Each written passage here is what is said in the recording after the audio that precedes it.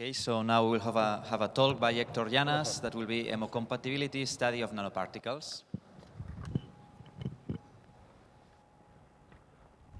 Well, you can hear me? Yeah. Good morning, everybody. It's a pleasure for me to be here. My name is Hector Llanas. Well, good morning, everybody, again. My name is Hector Llanas, and I'm studying a PhD in the Physiology Department of Faculty of Pharmacy at Universitat de Barcelona. And today I'm going to talk about the hemocompatibility study of nanoparticles. First of all, I want to explain you what a nanoparticle is.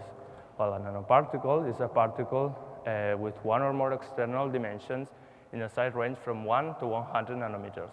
As you can see in the image, there are some human blood components dimensions and some nanoparticles dimensions.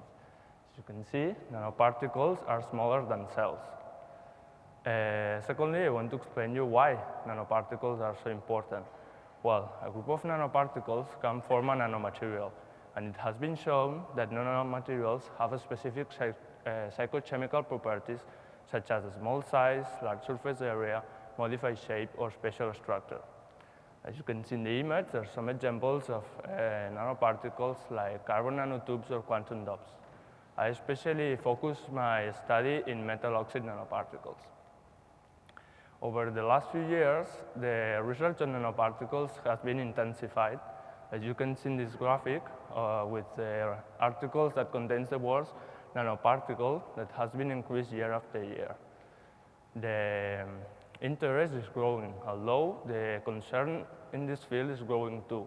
As you can see in this other graphic, the articles that contain the words the nano and toxicity. The result of these articles shows that some nanoparticles can induce cytotoxicity, inflammatory response, or oxidative stress in human cell systems.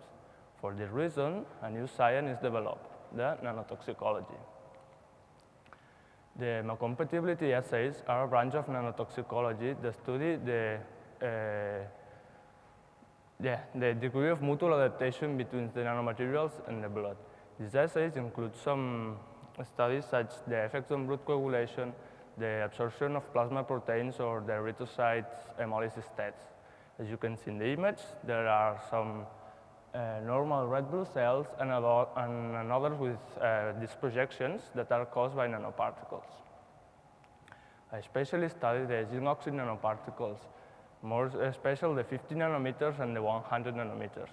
These nanoparticles have some special properties such as ultraviolet absorbing, antibacterial, electron transfer, or cell selective toxicities. For this reason, they can be used in sunscreens, toothpaste, biosensors, or cancer treatment.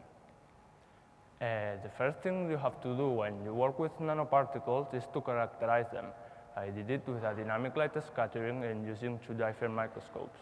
As you can see in the slide, there are some pictures about the characterization of zinc oxide nanoparticles. After different results and a lot of work, I can conclude that the zinc oxide nanoparticles can increase the blood time coagulation in a size-dependent manner. The bigger the particle, the higher the increase.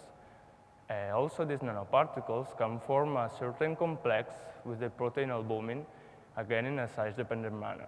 And the last conclusion is that these nanoparticles induce a hemolytic effect, again in a size-dependent manner. The zinc oxide nanoparticles from 100 nanometers are more hemolytic than the micro-sized one, while the 50 nanometers are the less hemolytic. So in conclusion, I can say size matters in nanoparticles. Thank you very much for your attention.